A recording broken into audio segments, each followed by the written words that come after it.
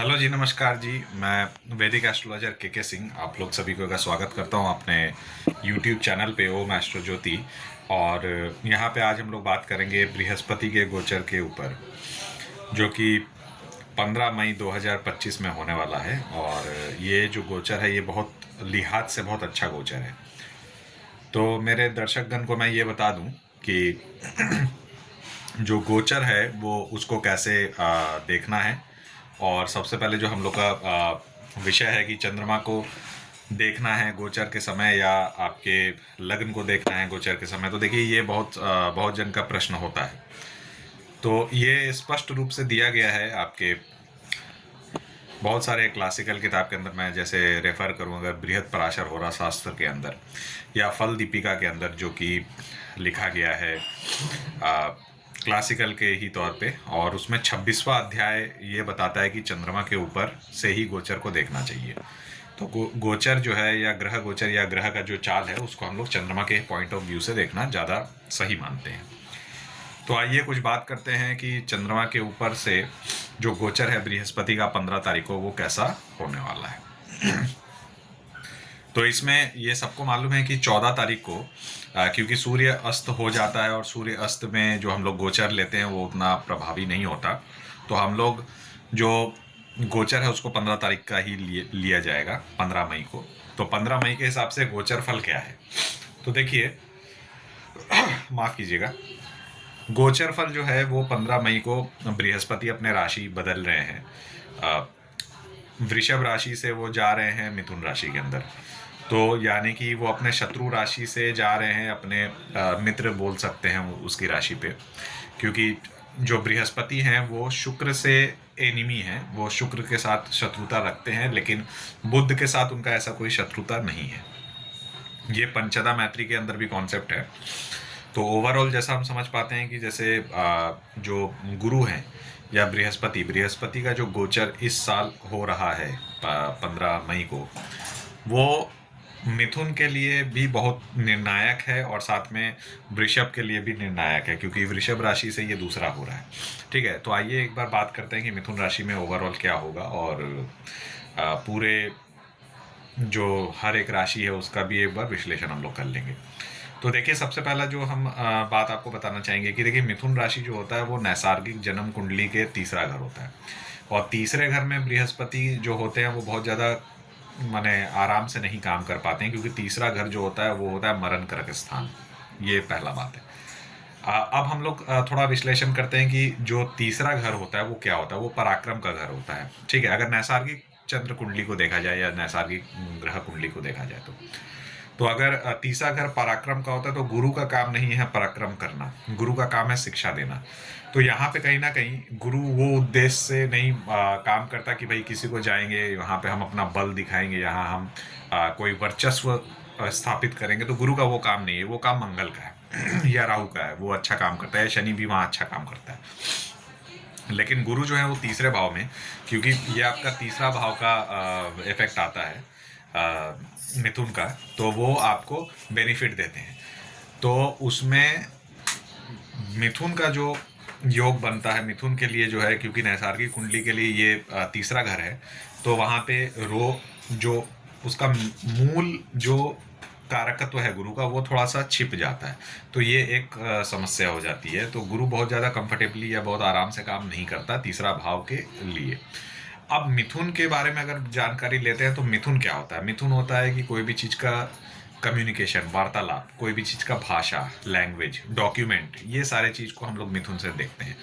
तो मिथुन जो है वो ये जो भी चीज़ है ये गुरु के जाने से ये सारे चीज़ में या तो काम में वृद्धि होगी या काम धीरा हो जाएगा।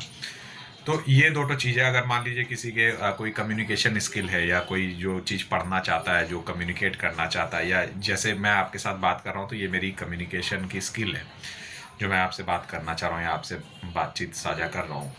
भले ही हम लोग इंटरनेट के माध्यम से बात कर रहे हैं या फ़ोन के माध्यम से बात कर रहे हैं या इंटरनेट में ये वीडियो अपलोड हो रहा है उसके हिसाब से बात हो रहा है, लेकिन ये सारा चीज़ जो है ये कहीं ना कहीं कम्युनिकेशन के अंदर आता है। जो बृहस्पति यहाँ जाने के बाद इसको थोड़ा सा ये बूस्टिंग करेंगे तो थोड़ा ये अच्छा होगा।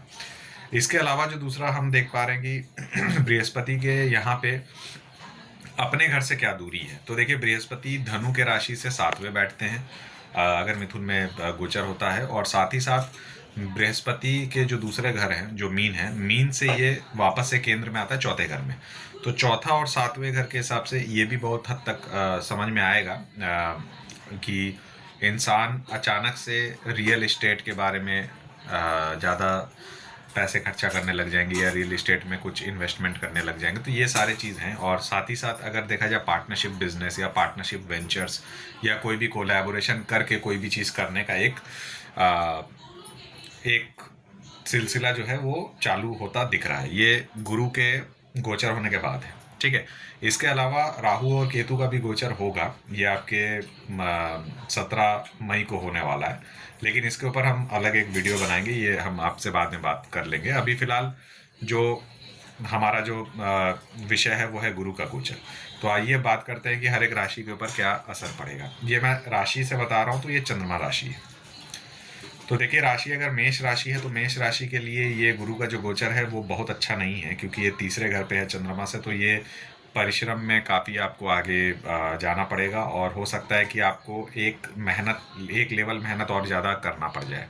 तो ये एक है क्योंकि तीसरा भाव जो होता है वो आपके छोटे भाई बहन का भी होता है, ट्रैवलिंग का भी होता है, आपके पराक्रम का भी होता है। तो बृहस्पति ये करना थोड़ा नहीं चाहता, तो वहाँ पे आपको थोड़ा समस्याएं आएंगी और थोड़ा सा प्रॉब्लम भी होगा। क्योंकि देखिए गुरु शिष्य परंपरा के अंदर गुरु जो होते हैं वो एक जगह रहते हैं और शिष्य उसके पास आए, लेकिन गुरु चल चल के या दूसरा जगह जा करके वो पढ़ाता नहीं था, अगर इसको गुरुकुल सिस्टम के हिसाब से देखा जाए तो मेरे ख्याल से ये मेष राशि के लिए थोड़ा सा चुनौतीपूर्ण गोचर है। और क्योंकि बृहस्पति की अब दृष्टि जो पड़ेगी वो आपके मेष राशि से 7वें भाव पे पड़ेगी, तो रिलेशनशिप होने का एक योग है या शादी होने का एक योग बनता है। और इसके साथ साथ बृहस्पति की जो दृष्टि है वो आपके 9वें भाव पे पड़ेगी, जहाँ बृहस्पति का अपना खुद का घर है। तो वहाँ भाग्य में वृद्धि भी करेगा बृहस्पति, लेकिन आपको हो सकता है आलस काफ़ी रहे, तो आलस से आपको बाहर आना है। और इसके अलावा जो 9वीं दृष्टि गुरु की पड़ती है वो आपके कुंभ की राशि में पड़ेगी, जो कि आपकी 11वें घर पड़ता है। तो ये जो आपका कंडीशन है, मतलब मेष राशि के जातकों के ऊपर, तो उनका ये गुरु का गोचर कुछ हद तक अच्छा है, कुछ हद तक खराब है, लेकिन इसमें भाग्य के सपोर्ट मिलेगा आपको, भाग्य वृद्धि होगी, और साथ में ना इच्छा पूर्ति होगा। लेकिन और साथ में पार्टनरशिप बिजनेस कर सकते हैं, या आप रिलेशनशिप शादी वगैरह सब कर सकते हैं, लेकिन इसमें आपको मेहनत करना होगा। जो भी काम है उसमें आपको मेहनत से काम करनी होगी, तो उसके हिसाब से ही फिर आपको गुरु जो है वो अच्छा रिजल्ट दे पाएंगे। अब बात करते हैं वृषभ राशि के ऊपर। देखिए वृषभ राशि का जातक जो है वो समझ लीजिए अभी उसके 5 उंगली घी में, क्योंकि वृषभ राशि का एक शनि का जो गोचर हो चुका है वो तो काफ़ी अच्छा है ही है, जो 29 तारीख को हो गया है, और शनि का गोचर वृषभ राशि से 11वें भाव में है, तो ये काफ़ी अच्छा है। शनि के साथ साथ बृहस्पति का जो गोचर है वो दूसरे भाव में होगा, और ये स्पष्ट रूप से बता दिया गया है कि बृहस्पति का जो गोचर होता है दूसरे भाव पे, पंचम भाव पे, सप्तम भाव पे, 9वें भाव पे और 11वें भाव पे बहुत शुभ होता है चंद्रमा से। तो क्योंकि 11वें भाव पे ऑलरेडी वहाँ पे शनि का गोचर हो रहा है वृषभ राशि के लिए, और यहाँ पे गुरु की गोचर भी हो रही है, तो ये बहुत अच्छा समय है वृषभ राशि के लिए। तो वो कुछ भी नया काम करना चाहते हैं, नई जॉब की योग बनती है, क्योंकि लग्न से चंद्रमा से जो 6वें भाव पे उनका बृहस्पति का दृष्टि रहेगा। साथ ही साथ अगर देखा जाए तो चंद्रमा से 8वें घर में बृहस्पति की दृष्टि रहेगी, और साथ में अगर आप देखें तो बृहस्पति का जो दृष्टि रहता है वो आपके लग्न से 12वें घर में भी रहता है चंद्रमा से, तो वो भी बहुत अच्छा योग बनाता है। तो देखिए क्योंकि वृषभ राशि के लिए दूसरा भाव ही मिथुन पड़ता है, तो ये वृषभ राशि के लिए बहुत अच्छा एक योग बनता है। इसके अलावा अब हम लोग बात करते हैं मिथुन राशि के ऊपर। मिथुन राशि के जो जातक हैं उनके ऊपर ये जो ग्रह गोचर है, ये ग्रह गोचर बहुत अच्छा नहीं है, बहुत खराब नहीं है, लेकिन अगर देखा जाए तो वो लग्न के ऊपर यानी कि चंद्रमा के ऊपर बैठ के बृहस्पति जो है वो एक तो सबसे बड़ा यो राजयोग बनाते हैं, ये है कि जब भी बृहस्पति लग्न में आ जाए या चंद्रमा के ऊपर आ जाए तो वो गज केसरी राजयोग बनाते हैं। तो क्योंकि चंद्रमा के हिसाब से हम आपको गोचर का फल बता रहे हैं, तो चंद्रमा के ऊपर जब बृहस्पति का गोचर होगा तो ये गज केसरी राजयोग बनेगा, तो ये तो काफ़ी अच्छा है। लेकिन साथ ही साथ जब बृहस्पति लग्न के ऊपर आते हैं तो कुछ ना कुछ एक एक्सटर्नल रिस्पॉन्सिबिलिटी देते हैं। तो ये जो रिस्पॉन्सिबिलिटी रहेगा वो मीन सॉरी जो मिथुन राशि है, मिथुन राशि के जातकों के ऊपर थोड़ा सा हावी होगा। जैसे कोई रिस्पॉन्सिबिलिटी अब अचानक यकायक एक रिस्पॉन्सिबिलिटी आ जाना। हो सकता है कि जो मिथुन राशि के जातक हैं उनके जो गार्जियन हैं उनका थोड़ा सा कुछ तबीयत में खराबी आना या कुछ समस्या होना, जिसके कारण से उनको अब आगे का कार्यभार या आगे का भार संभालना पड़ जाए। तो ये सारा चीज़ जो है ये मिथुन राशि के लिए होगा। लेकिन यहाँ पे शुभ ये है कि आपको लीडरशिप क्वालिटी दिखाने की ये मिल जाएगी, योग मिल जाएगी, क्योंकि जब चंद्रमा और बृहस्पति का योग बनता है तो गज केसरी होता है वो। तो ये अच्छा है। इसके साथ साथ जब चंद्रमा के ऊपर से जब बृहस्पति का गोचर होगा तो पंचम दृष्टि पंचम भाव पे पड़ता है और सप्तम दृष्टि सप्तम पे पड़ेगा और नवम दृष्टि नवम भाव घर पे पड़ता है। तो इसमें यह बोला जा सकता है कि जो चंद्रमा से पंचम भाव पे है, तो इसमें ये हो सकता है कि कोई प्रेम प्रसंग इनका आ जाए, कोई लव अफेयर हो सकता है हो जाए। और सातवें घर पे दृष्टि पड़ती है तो इनके लिए भी मैरिज का योग या मैरिज से रिलेटेड कोई भी खुशखबरी ये हो सकती है।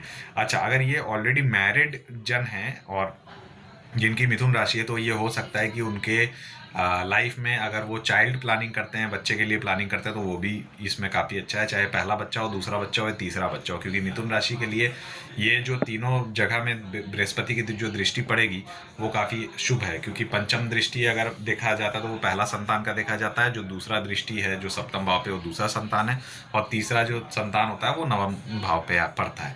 तो अब ये आपके ऊपर है कि आप क्या लेना चाहते हैं। लेकिन अगर ये संतान के बारे में आप सोचना चाहते हैं और अगर फैमिली प्लानिंग के बारे में सोचना चाहते हैं तो ये मिथुन राशि के लिए बहुत अच्छा समय है। भाग्य के साथ मिलेगा, भाग्य उदय होगा और पिताजी से भी साथ मिलेगा। लेकिन ये है कि पिताजी या जो आपके जो मेंटर हैं या जो गुरु हैं वो हो सकता है डायरेक्टली आपको मदद ना करें, लेकिन वो बैकग्राउंड से मदद करेंगे। मतलब आपको अब लीड लेना होगा, यही है मेन मुद्दा। तो ये रहा मिथुन राशि तक। इसके बाद जो बाकी 9 राशि हैं उसके ऊपर हम लोग चर्चा करेंगे अगले वीडियो पे। ये वीडियो मिथुन राशि तक है क्योंकि मिथुन राशि के ऊपर ही ग्रह गोचर होने वाला है। नमस्कार, मैं वैदिक एस्ट्रोलॉजर के सिंह आप लोग सबका धन्यवाद करता हूँ कि आपने मेरा वीडियो देखा और अपना कीमती समय निकाल के मुझको सुना। धन्यवाद।